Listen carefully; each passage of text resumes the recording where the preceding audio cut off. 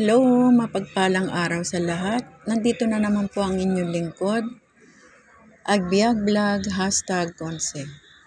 Itong content ko ngayon ay isang blessings for the month of October. Blessings ito na binabahagi ng isang private group ng Aquarius Agro Corporation dito po sa aming barangay, Philippines, Quezon City. Sila po ay nagbibigay ng 100 packs of groceries. Ito'y binabahagi namin sa aming barangay, lalo na yung mga kapwa natin medyo nangangailangan, lalo na ngayon panahon ng pandemic. Bali 100 families po ang nabibigyan nito. Bawat sitio ay may mga leaders. Yung mga leaders po ang naglilista ng karapat-dapat na mabigyan. Ang priority po namin dito ay yung mga PWD, seniors, at saka yung affected ng COVID.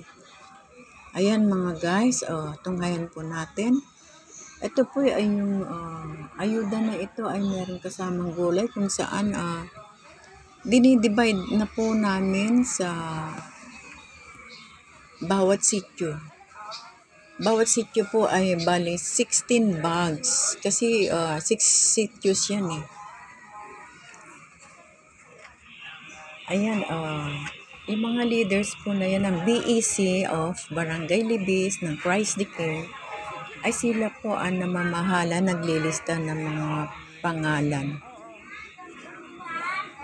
Ayan po, trabaho po nila ay mag-deliver sa bawat bahay. Hindi po naman po pwede kasi yun dadagsa yung tao dito sa bahay. Kaya protocol naman po, naka-face mask sila. Ito'y amin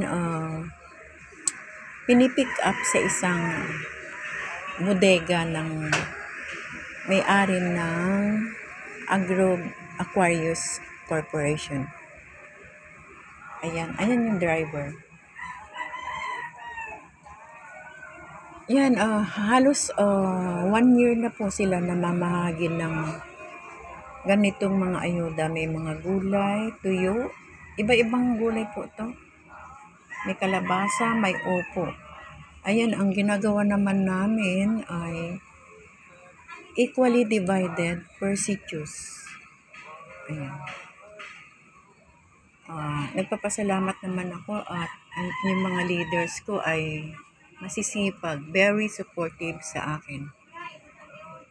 Ako po kasi yun isa sa mga coordinator dito sa aming barangay na kinokontak ng mga private sector at saka sa simbahan. Ayan, kaya itong bahay namin ay palagi may tao. Dito dinaraos yung mga gatherings. Kagaya nito, ayudas, meetings, minsan mga celebrations ng mga birthday. Lalo na pag walang pandemic, almost every day nandito sila sa aming bahay. Ayan, mga kapatid, guys, ito na po yung mga leaders namin. Balikwan po yan, 13 na leaders. Bawat leaders ay meron 2 to 3. Sila na po yung naglilista. Ayan, andyan po ang aking isang kapartner dyan, si Beatrice Pen, yung isang mga YouTubers.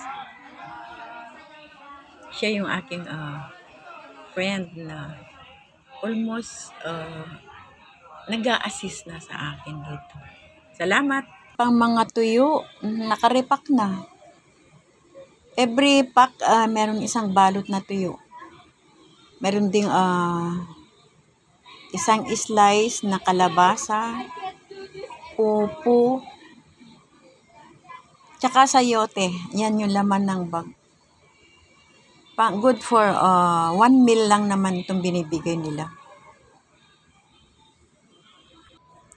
Yung laman ng bag is may 3 kilong bigas, may 2 corned beef, may sardinas, may noodles, at mga chichirya, may kafe, at sugar. Yan po yung laman ng bag. Tapos may additional na mga gulay kung ano-ano. Minsan may patatas. Ayan, binibilang nila kung ilan pieces yan din. I-divide po yan ng by sitios kung ilang piraso.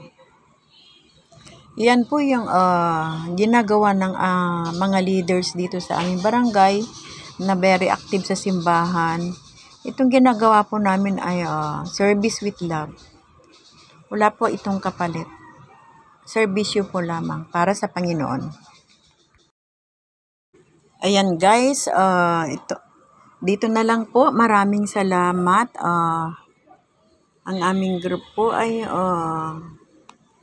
pag repack na po yan ay ready na po sila i-distribute sa mga nilista nilang kapwa nating mga talagang in needs. We are here sharing and for caring. Salamat. Ayan, please subscribe, comment, share, and click the bell for notification. Thank you very much sa lahat.